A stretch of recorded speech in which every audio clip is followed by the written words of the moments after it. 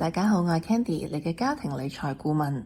今日講下2026財政預算最新扣稅優惠，特別適合做父母嘅你。時代越動盪，越要回歸基本，理財由扣稅開始，慳錢又增值。2026財政預算有咩新扣稅呢？根據財政司司長最新報告，2025-26年度嘅薪俸稅同埋個人入息課稅有100% 減免，上限3000。如果你同另一半合併評稅，上限都係3000，所以單獨評稅可能仲抵。呢個會直接減喺稅單，慳返嚟可以做教育基金。咁基本免稅額有冇加呢？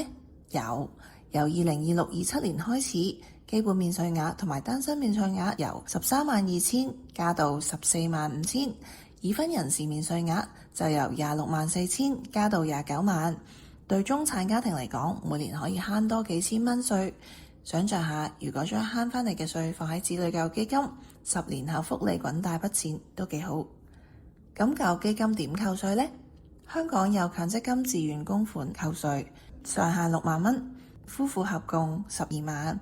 如果你買教育儲蓄保險或者信託，部分都可以扣稅，但留意扣稅要符合 IRD 資格，例如保險要喺合資格延期年金或者儲蓄計劃。要留意減免只係適用於2025同埋26年嘅稅單，要喺2027年報稅嗰陣申請個人入息課稅先係最大化。仲有稅務政策年年變，唔好錯過扣稅黃金 deadline 啊！如果你想知多啲點樣用扣稅 set up 你嘅家庭基金或者教育基金，歡迎隨時 DM 我，下次見。